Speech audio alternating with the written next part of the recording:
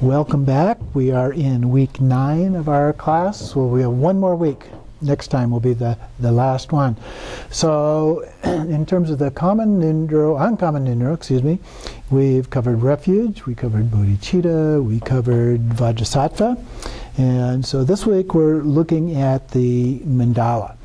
And so we're talking about various forms of making these offerings. And so this is a part of these preliminary practices, but they're not exactly preliminary. They are and they're not, because we don't really stop doing them. They're also preliminary to doing like a sadhana practice. A lot of sadhanas begin with Ngondro, or parts of Ngondro at least, as a part of that. And in our own prayer book, we start off with the Ngondro, going through all of the parts of that as well. So this is chapter 4 on page 283, where we are today. And so he begins, this Patrol Rinpoche begins with a little verse at the top. You know the relative to be a lie, yet you still practice the 2 accumulations. You realize that in absolute there is nothing to be meditated on, yet still you practice meditation. You see relative and absolute as one, yet still you diligently practice. Peerless teacher, at your feet I bow. So we continue on, even though we know, like we've done the Ngondro, so okay, I don't need to do the Ngondro anymore. But that's not really true. We're doing it all the time. We're taking refuge, we're doing bodhicitta, we're making offerings, we're doing all of those kind of things all the time. So we never really complete Ngondro, we never finish that process. So he begins by talking about the need for the 2 accumulations. What are the 2 accumulations? He calls it the twofold purity of Buddhahood, and talks about them. They are merit and wisdom. And so we hear that a lot in various teachings about those being the keys to all of this. So for example, earlier we were looking at the 6 paramitas. And so the first 5 are considered to be related to merit, skillful means sometimes it's referred to, and then the last one is wisdom. And so those 2 are the things that are a key part of all these sets of practices that we do. And usually they're embodied into the texts that we use and so forth, and so we have actually gone through this process as a focus. Then on page 284, below the quote at the very top, even those who have truly realized emptiness need to maintain their progress along the path until they attain perfect Buddhahood. So they still need to make efforts to accumulate merit and wisdom. In other words, practice. We still need to practice. No matter how good we are, even those who are considered, even the Buddha, practiced. He did practice. It's often the stories talk about him being in his hut meditating. And so even he was doing it. A couple of the quotes down there, Dakpo Rinpoche. Even when your realization transcends the very notions of there being anything to accumulate or purify, continue still to accumulate even the smallest amounts of merit. So we never complete the process, we continue it. And then the conqueror, who is the Buddha, taught innumerable methods by which the 2 accumulations can be performed. The best of these methods is offering of the mandala. So that's our topic for today. But on top of the next page, 285, he talks about there are actually 2 different mandalas here. Accomplishment mandala and offering mandala. And so the material that we use for these depends on what we can afford to do. And he goes through and talks about several different kinds here in the next paragraph. Precious stones, medicinal fruits, grains, even pebbles, gravel, and so on can be used as a part of that. But whatever the material is, we want to make sure that the mandala base is clean. And so that's the first thing that we do, is actually clean that base to make sure that that is well prepared as a part of that. So he goes then through that first type of mandala, the accomplishment mandala, in part 2 there. And so he also talks about the word accomplishment. Why is it called the accomplishment mandala? It's called that because we want to accomplish the 5 wisdoms of a Buddha. Each of one identified with one of the 5 Buddha families. And so we begin the process here in the accomplishment mandala by arranging 5 piles on that. So we use the base, we use the same base, or we could use a plate, and we make 5 piles, one in each of the cardinal directions and one in the center. Okay? And so then he explains the symbolism of that. One small pile in the center represents Buddha Virachana, surrounded by the deities of the Buddha family. In the eastern direction, which is toward yourself, so if you imagine the plate or base here in front of you, okay, so you put a pile in the center, and Virachana is located in the center in this case, and then toward you is the east. It's a little bit like we typically look at maps. Where's the map? North? It's at the top. Doesn't matter what direction we're actually looking, but on the map, north is the top. There are some exceptions to that, of course. But normally with the mandala, east is toward us. Okay. Now there is one exception to that in some cases where we're doing an actual visualization of the mandala in which we are located in the center. East is still in front of us. We're looking east in all of those cases, no matter what direction we're actually looking at in terms of our position on the globe or direction that we're looking. So in the eastern direction, in this case looking toward yourself because it's in front of you, we have Akshobhya, the Vajra family. In the south, now moving around clockwise here, so in the south, which would be to our left, Buddha Ratnasambhava and the Jewel family. And then in the west, which is on the kind of the back side of the plate from where we are, in the west is Amitabha and the Lotus family. And on the north, which would be on our right-hand side of that, is Amoghasiddhi and what he calls the Action family here. Then he says there's another possibility of how this can be arranged. So the one we just described is the most common way of doing that, referring to the 5 wisdoms, although he doesn't list the 5 wisdoms there. Another possibility, though, in the next paragraph, a central pile could represent the master of Odhyana, which would be Padmasambhava. And then the one in the front could represent Buddha Shakyamuni. The one on the right, which would be the right side of the Buddha, would be our left, is the 8 great close sons. Those are the bodhisattvas, the 8 bodhisattvas. And then on the left would be the 2 principal Shravakas, Shravakas and Pacceka Buddhas, the Buddhas, basically. And then the pile in the back, so his order is a little different here, is the jewel of the Dharma, the books of Dharma, representing that. So that model is actually a little bit like the refuge tree that we see. So over here, I know the people watching on video can't see this, but we have a refuge tree with Padmasambhava in the center, and then on this side are the bodhisattvas, on the other side are the Buddhas, and then in the back, what almost looks like a building there, are the stacks of the texts, and so the Dharma. So that's the model that they're using here. Then we place this accomplishment mandala on your altar or other suitable support. And so, for example, over here we have a mandala. It's all stacked up over there, so you can see that as a part of our offering. And then it says to surround it with the 5 offerings.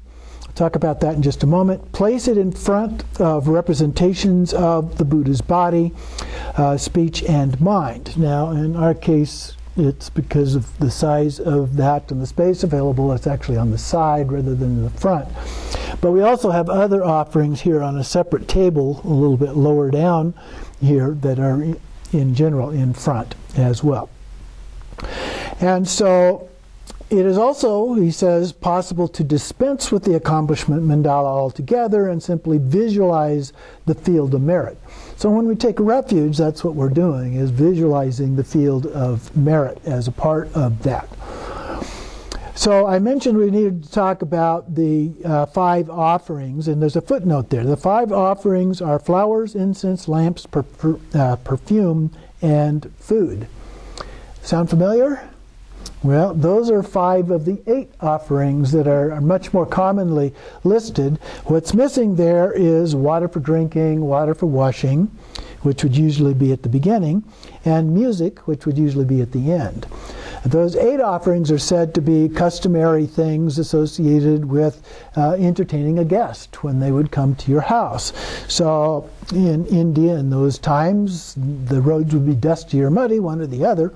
And so when someone would come to you, they would be thirsty, so we would give them some water to drink, and then we would give them some water to clean up with. And then the flowers, the incense, the lamps, and so forth, the perfume, or sometimes it's referred to as perfumed water, food, and music. And so those are considered to be traditional offerings. They're not specific to Buddhism per se, but have been incorporated into the Buddhist tradition as a part of that. But like I said, that particular offering, the accomplishment offering, doesn't necessarily have to be made, but we mentally view that. More commonly, they're arranged in a straight line in the way that we have over here. The more common version, however, is the offering mandala. And so on the section number 3 here. So that's most of what we're talking about at this point. And so as we're doing this, we hold the base with our left hand, we wipe it off with our right wrist. And so we'll start with this as the base. And so we hold it in the left hand and with the wrist. So just the bottom of the hand, the wrist part here, we would circle around several times to cleanse that as a part of what they're referring to there. So we wipe it for a long time with your right wrist while reciting 7 branches and other prayers. The way that I was taught was reciting Om Ahong. You recite Om Ahong, Om Ahong, Om Ahong a number of times as you circle around that. It's a little bit different than he describes it here. So not only to clean away the dirt and so forth, but also the actual effort itself is significant. So the idea is we get rid of the 2 obscurations which veil our mind. So the mental obscurations that we have and afflictive emotions, those are the 2 obscurations. And when we get rid of all of those, we attain realization of enlightenment. So that's part of what we're trying to do, one of the several ways that the Buddha described what we need to do in order to achieve enlightenment. And so the effort involved here is significant. And you remember right effort as one of the Noble Eightfold Path.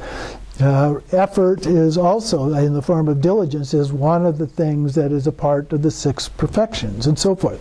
So it's a very important part of the Buddhist tradition. And so then we arrange the offering piles on the base, known as the 37 element mandala, or this sometimes called the 37-point mandala, as a part of that. And you can actually find a text for that if you go online and just do a search for that. It was composed by Chogyal Pakpa, and so if you do a search for mandala and then his name, you can find that.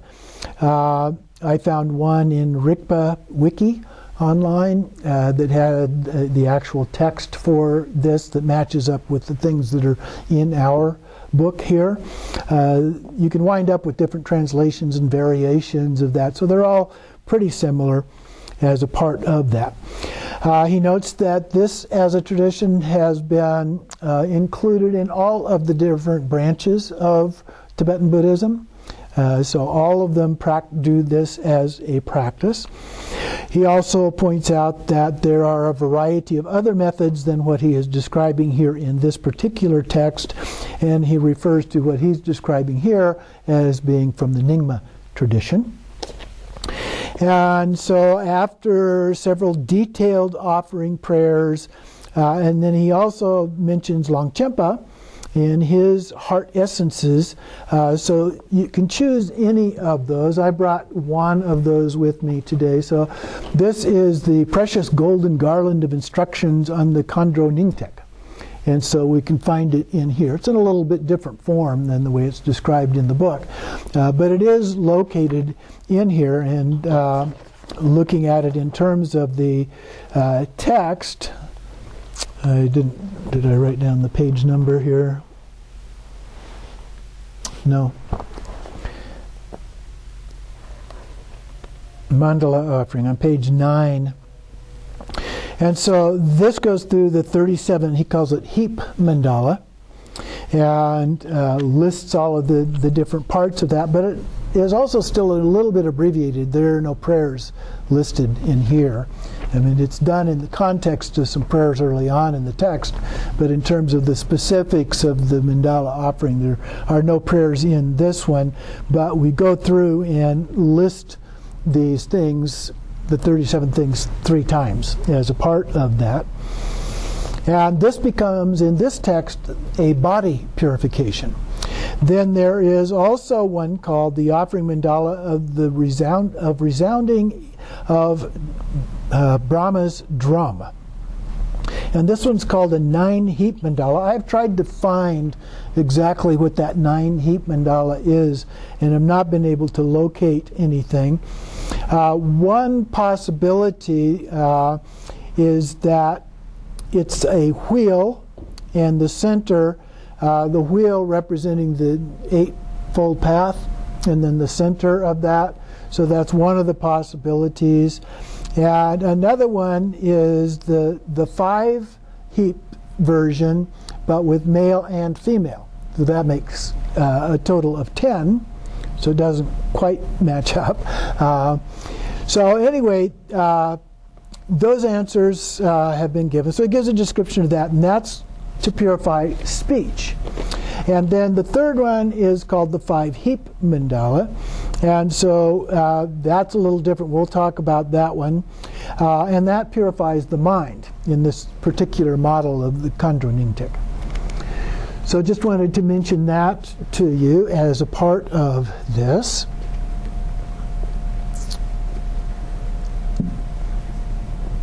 And so then we want to go on here with the 37-element mandala as a part of that. But I'm going to take a short break here to get set up with that so that we can look at it and see as we move along.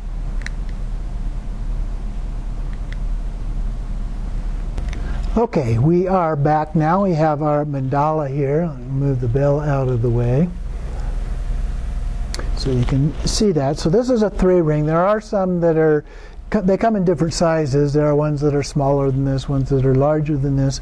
There are also some that actually have 4 different rings instead of just 3. But this is the most common way that they would be laid out. A couple of other things that you might want to have when you are doing this.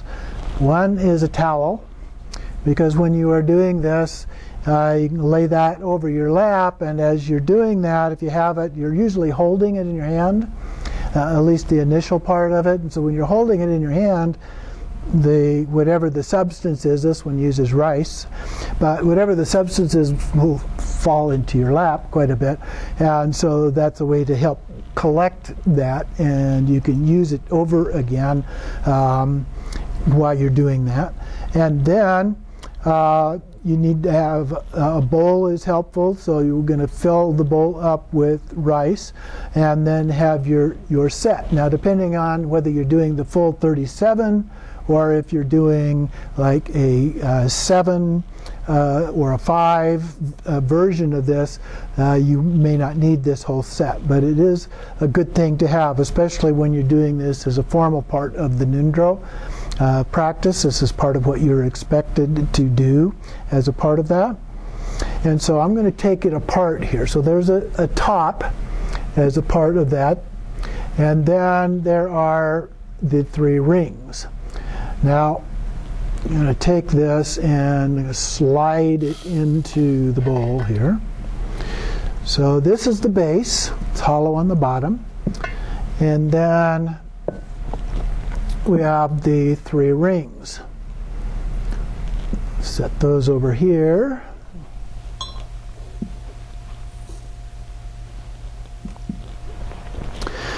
And so then we can look at the instructions here, and we'll follow along with the instructions here so that you can see that. So we're at the bottom of page 286, the 37-element mandala offering. So those are the things that we need. One other thing that we need is a little bit of water with saffron as a part of that. And so it's helpful to have that like in a small bowl or something as that part of that. The towel, the rice, or other substances. We'll talk about some other substances that you can use here in a little bit. And so the text here starts off with Om Vajrabhumi Ahom. And so as we recite that mandala, we put this down here. Okay, so we're holding the mandala in our left hand, and with the right we sprinkle it with perfumed water. So usually you use your ring finger for that. You dip it in and just sprinkle a little bit on there. And then when we do that, then we go around that a number of different times. And then we do another one and take a small bit of the rice and put it in the center. Okay, and then it says Om Vajra Rike Ahom. And so we circle the hand clockwise on the base and put some rice or whatever grains again in the middle. You probably can't see that, but they're falling off all over the place. So we put a few more of those again in the middle. And then it says, if you have a ready-made fence of iron mountains, this is symbolic, then you use that. So we use the first ring to set on there to represent that. And so that'll help keep those things from falling off as a part of that. And so we're reciting the Mount Meru, the king of mountains. So Mount Meru, the king of mountains, is in the center there. And so we add some rice for that. And then so we place a larger pile in the center, and then we lay out the 4 continents as we explain that. Now, I gave you a handout here showing each ring and what goes in where and what it is associated with that. That is in a little bit more clear than what's in the book, because it has diagrams instead. So on the first one, so we already have that first box, the 100-syllable mantra, the saffron water, the ground, and the Vajra fence, and Mount Meru. And so now we do the 4 continents around that, and you can follow the numbers. So the first one is at number 2 in the east. So we take some of this and we put it in a little pile in the east. Then we put it in the south, and then we put some in the north, and in the west, and then in the north. So that becomes that first circle there, the Mount Meru and the 4 continents. And then we move to the one just to the right side of that. So you can see the numbers continue there. And so what we do here are the 8 subcontinents. And as you can see there, that they're going in reverse directions. Okay, so you see 6, and then you go counterclockwise to 7, then we go clockwise up to 8, and then counterclockwise to 9, and so forth, all the way around the circle. So again, we take some rice, and so we go to what would be my left side of that for one subcontinent, and then to the right side for the other, and then move past the one in the south, and put the subcontinent on this one side, and then go to the other side. Same thing once again to what's now my right, and then my left of the one in the west, and then below and above for the subcontinents on the other side. So that's all of the Mount Meru, the 4 continents, and the 8 subcontinents. So then we move down and across to the 4 treasures. Now in the text that we're using here, these are in a reversed order. I'm not exactly sure why, but if you look at it here down in the 2/3 of the way down the page, it says, then come the 7 attributes of royalty plus the vase of great treasure, which are placed one after another in the 4 cardinal and 4 intermediate directions. And then followed by, next place the 4 outer goddesses in each of the 4 cardinal directions, beginning with the Lady of Beauty, and the 4 inner goddesses, the 4 intermediate directions, beginning with the Lady of Flowers. Okay, those 2 paragraphs on here are in reverse order. So we'll follow in the diagram here to stay with that. And so we have the 4 treasures there. And so we're still working with the base in the first ring. So we have a jewel mountain at the bottom part here. And then we have the wish-fulfilling tree. And then we have the holy cow. And finally we have no toil grain. Easy. Okay. And then we go ahead and fill it up a little bit more. Okay. As a part of that. And then we take this and put the second ring on. So on the next one, what we see, you can see the label, second ring there at the bottom, we do the 8 goddesses. And so we do this, you can see by the arrow that we're going around twice. First we're going in the cardinal directions, and then we're going in the intermediate directions. Okay, so if we follow the numbers. So we follow the numbers here, we have number 18 would be the graceful goddess, and then we have the garlands, and the song, and the dance. Okay, so those are the cardinal directions. Then we go in the intermediate directions, and so we have flowers, incense, radiant light, and fragrant water. You know, it's sometimes called perfumed water. And then also in the second ring we have the 7 royal articles with the treasure vase. So this one follows exactly the same pattern as the other one that we did. So starting in the cardinal directions and then in the intermediate directions.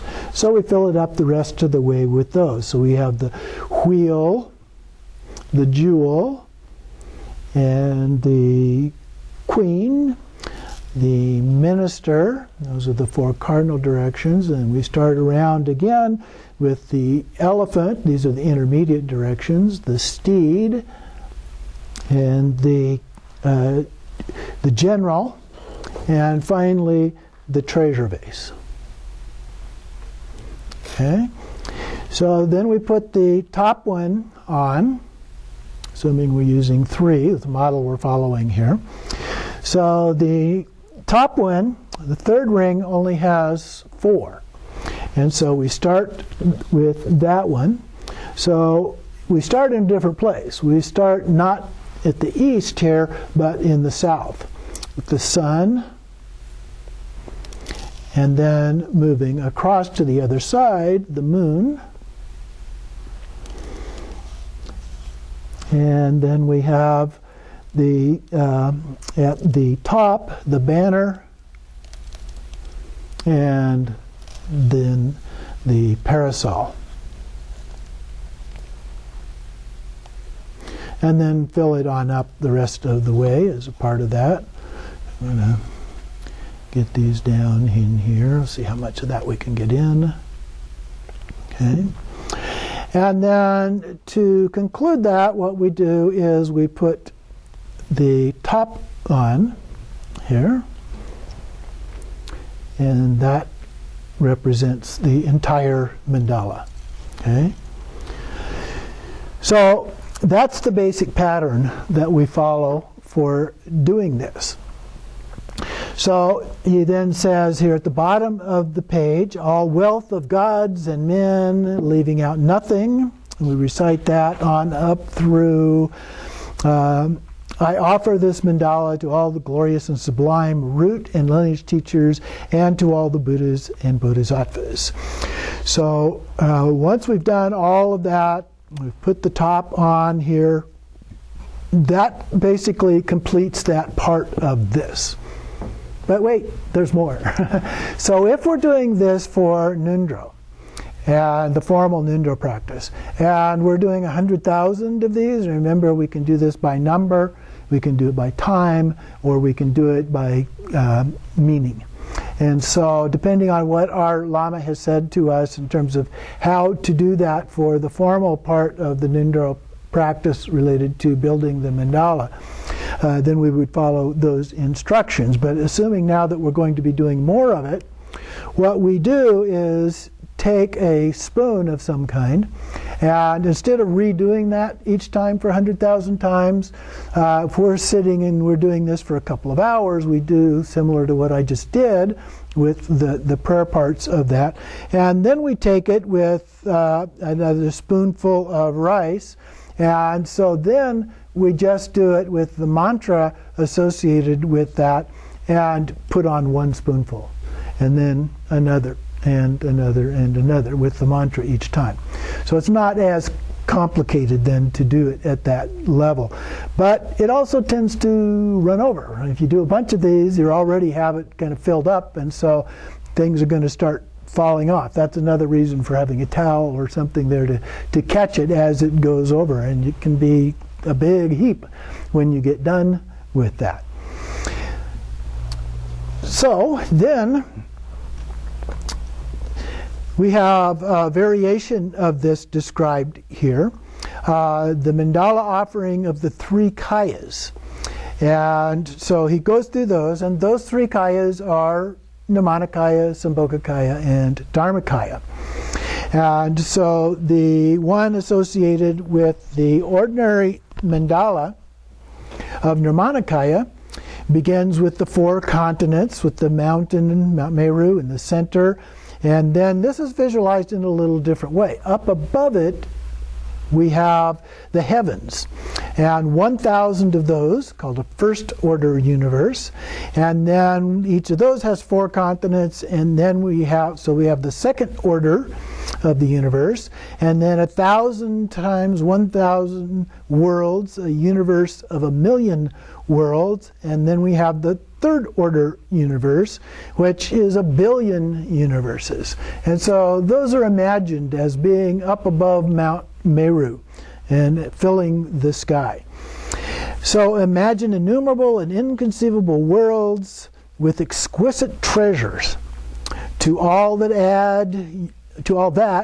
add your own body, your wealth, life, good fortune, power, and strength, as well as all the sources of merit that you have accumulated throughout all time and will accumulate in the future, together with everything that you could ever bring, that could ever bring pleasure and happiness, and just pile up everything. So you're imagining that you're basically putting together everything possible that you could have in terms of wealth or things that create pleasure and so forth. One of the ways that this is sometimes imagined is that you're actually offering the entire universe. All of these universes and everything in those universes are being offered. And at the top of the next page he says, offer it all to your teacher and the deities of the Nirmanakaya. Okay? So that's the offering that we are making here in terms of the Nirmanakaya, the ordinary offering. And then the extraordinary offering is the Sambhogakaya. So above all of that, which we've been imagining, we create in our imagination an infinity of heavenly realms and inconceivable palaces of the 5 great Buddha fields. So now we imagine above all of those universes, the physical forms of universes, like one we live in, are these imaginary Buddha realms. Okay, these 5 Buddha realms associated with the 5 Buddha families. And then they are multiplied infinitely. There's just countless numbers of these. And we offer all of this to the teacher and the deities of the Sambhogakaya. So all of the manifestations, like in our Thangka paintings here, are Buddhas in the Sambhogakaya form. And so we're offering it to all of those. And then the special mandala of Dharmakaya, upon the mandala of unborn absolute space. Okay, so we're imagining beyond even the Buddha realms, this absolute space. We place piles of the 4 visions. Now, that takes a little creativity in imagining the 4 visions as a part of that, but you can do that. And if you've had the trainings in Togao, because that relates to Togao, and whatever thoughts arise. So anything related to the mind, and Dharmakaya is related to mind. And so all of those things, offer them to your teacher and the deities of the Dharmakaya. Be primarily looking at this Samattabhadra, Samattabhadri, Vajradhara, those kind of figures that represent the ultimate nature of things. For this mandala offering of the 3 kayas, maintain a clear idea of all these, and then repeat O Mahong, the cosmos of 1 billion universes, the field of 1,000 million worlds, and so forth, that are in the text that you are following. And then while you are counting the offerings you make, hold the mandala base in your left hand, leaving the offerings you made in the first time still on it. So that's what I was referring to a little bit ago. Holding it in your hand is a little bit more difficult to do, but listen to the approach that it says here. And for each recitation of the text, add 1 pile with your right hand, or it's common to use a spoon, as I indicated, as a part of that, until your arms ache. And you can no longer keep it up. Okay? Then the next paragraph, when you can truly hold the mandala no longer, put it down on the table in front of you and continue piling on the heaps of offering and counting the number of times. When you take a break, for tea for example, collect up everything and start to begin all over with the 37 element mandala before and continuing as before. So we go clear back to the beginning and we rebuild the mandala after we've taken a break, and then add the heaps, the spoons or whatever, to the top of that again. Then continuing on the top of the next page, be sure to make at least 100,000 mandala offerings in this way. So this is doing it by number. And then there is also doing it by time, so as a part of the practice you would do it, let's say, for a year, which some lamas, I've had lamas tell me to do these practices for a year. And so if you're doing all of the Ngondro, so you would do every day, you would do the prayers, you do the refuge and bodhicitta, you would do then the Vajrasattva, and then the mandala, and then Guru Yoga every day. Or you could divide the year up into a number of days in equal numbers and do it for that period of days. So that's a way to do it. Or you could follow the pattern in the 100-day Ngondro that Jigme Lodro Rinpoche shared with us. Or signs. Signs are based on your accomplishment and your ability to achieve realization and understanding of whatever that particular practice is, and that's a dialogue between you and your teacher. So then he says, then follow that with the ground is purified with perfumed water. And I wanted to, that one is often found in the Garchen Buddhist Institute's prayer book. And so I wanted to just recite that one for you here on page 4 of this version. The ground is sprinkled with scented water and strewn with flowers. It is adorned with Meru, the supreme mountain, the 4 continents, and the sun and the moon. As a Buddha field, I offer it. May all sentient beings attain the happiness of the Buddha fields. To the lamas who possess the 3 kayas, I offer the outer, inner, and secret offerings. With my body, wealth, and all that is visible, please grant me the supreme realization, enlightenment. So that's one example, and then there's the mantra afterwards, Om Guru Dewa Dakini Ratna Mandala Patisa Soha. And so usually when we're doing the counting, we're counting the mandala, a number of times that we recite the mandala part of that. But if you stop and then start over again, you would recite the whole text up to that and then continue with the mandala, as that's the part that you count as a part of that. So he says, while you're offering, in this case, the 7-element mandala. So the 7-element mandala is a little bit different and can be done in different ways. If you started with the base of that, let's say you have you can do this with a plate too if you don't have a base, and of course the base tends to fall off, so you almost need a ring if you have a base, but a plate with a little edge on it can be used as well for the 7. And so what you would do is the 4 continents, the sun and the moon, and well, actually you'd start with Mount Meru. Mount Meru in the center, the 4 continents, and the sun and the moon. Okay, and so if you're using water, or not water, some rice or other substance to do that, you can do it that way. But another way to do it is with the hand mandala. And we're all familiar with the hand mandala. So in that case, we have Mount Meru in the center here, and then we have the 4 continents, 1, 2, 3, 4, and then between these 2 closest to me, we have the sun and the moon. So makes a 7-point mandala offering. So we can do that as well as an option, although it recommends not doing that for the basic approach.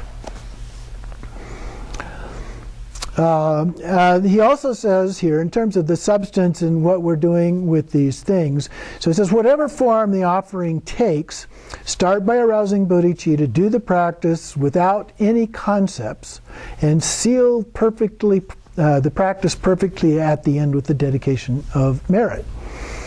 And then he talks a little bit about substances, barley, wheat, other grain that you may be using for that. Always offer fresh grain and do not use the same grain twice. Okay, you can use the same grain within one period, but then you are said we should start with something fresh.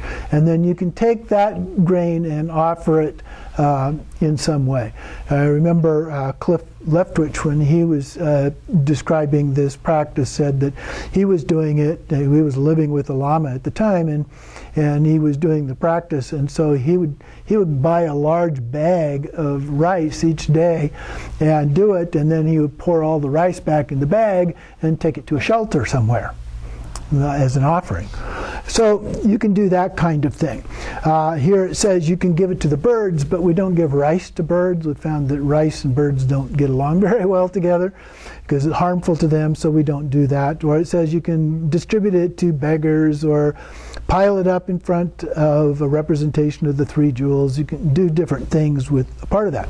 If you are poor, you can use the same measure of grain over and over again. But don't make excuses. If you can really afford to do that, you should get fresh stuff to use that for that. And it also talks about cleaning it up. I don't think that we have that problem. Our food substances are really pretty cleaned up already for us. And one of the things that is sometimes done, not always, but is to saturate it with saffron in water. And so you let it soak for a little while. You don't want to let it soak too much because it'll get soft and mushy. And then it becomes kind of impractical to use. But you can soak it for a while and then put it out on a towel or something like that to dry out before you use it as well. But any symbolic kind of a thing, just taking some saffron water and flipping a little bit of that on there gives a symbolic kind of a cleansing to it as well. So move over to page 291. Let's see, 1, 2, 3, 4, 5th paragraph down, just maybe a quarter way down the page. As a way of accumulating merit, offering clean water is extremely effective if you can do it diligently. Clean the 7 offering bowls, or other recipients and lay them out side by side. So over here, I know the video people can't see that, but we have the 7 offering bowls, plus in addition to that we have a candle or a lamp. Okay, so we organize those in a row, and so that's a way of offering too. So we use clean water each time. When we use them during the day, you can leave them up all day if you like, and then in the evening though, you should pour the water out and then take the water, and best to put it on a plant or something like that. It's purified water, so we want to use it appropriately, and then dry them out, turn the cups upside down, and then let them rest overnight that way. And then the next morning you go back and refill them. There is another way to do that. We have two sets here. So we have one that are just the water offerings, and the second one which are physical representations of those offerings, and those you can leave set up. So for the first two, which are water for drinking water for washing, we have some little tubes of water, sealed tubes of water that are in there, and then a base of rice in the bowl to hold them in position. And then we have a flower, then we have some sticks of incense, and then the lamp. And then on the other side of that we have the perfumed water, so we have another tube that has perfumed water in it, and then food with some little actual food relic things on it. And then for the music, in the last one, we have a little conch shell, not this big because they're very small, but to represent music. So there can be symbols of those things. They don't have to be actual things, but as close as you can, and then symbolic representations of those as well. So that's another way you can make offerings as a daily offering. Usually those are on your shrine as a part of that, in the front part of the shrine. So he says here to fill the vase, the little bowls up, but not quite to the brim, and without spilling. And then it's also customary to recite a mantra like Om Ahong as you fill each one of them up. And you say Om Ahong, Om Ahong, Om Ahong as you do each of those. Then in the next paragraph, whatever form, second line, whatever form of offering you make, if you make it beautifully and pleasing, even if the way it is set out, the respect you show the Buddhas and Bodhisattvas in so doing will bring a vast amount of merit. If you lack resources or are otherwise unable to make offerings, there is nothing wrong with offering something dirty or unpleasant as long as your intention is perfectly pure. The Buddhas and the Bodhisattvas have no concepts of clean or dirty. Okay? They're beyond that. Another substance I've seen people use that works pretty well, that I would suggest as one offering, and it's easy to work with, a little easier than rice, is popcorn. A nice yellow color, use the yellow popcorn and make a nice yellow, and because it's larger and round, it's a little bit easier to work with in terms of doing them. So that's an option as well. Then it tells a few stories, and then at the bottom of the page, in short, when you offer the mandala, whatever you use should be clean, it should be offered in a pleasing way, and your intention should be utterly pure. Okay? So our intention, just like with karma, is very important. Top of page 292. At no stage of the path should you stop trying to perform practices for accumulating merit. So that's like I've been saying. We never complete Ngondro. We keep doing that because it helps add merit as a part of that. And then moving down below the last of the indented quotes on that same page, by completing the accumulation of merit, which involves concepts, you attain the supreme Rupakaya. Rupakaya is the body, kaya, a physical kaya, form body, but it embodies both Sambhogakaya part of that and Namanikaya part of that. So the two of them together. By completing the accumulation of wisdom, which is beyond concepts, you attain the supreme Dharmakaya. So merit and wisdom combined together. Rupakaya, Dharmakaya collected together as one. So that is the rest of this chapter has a number of different stories and so forth, and so you can read through those things as a part of that. So that concludes the mandala offerings for today, and understanding those and how to do several versions of those. And so I certainly encourage you to do that as a daily practice. And so next time we will be concluding the Ngondro practices with the Guru Yoga. We're skipping over as a part of this. There is in chapter 5 a short section on Chud practice, and then at the very end, the chapter after next week, there's a short one on Poa.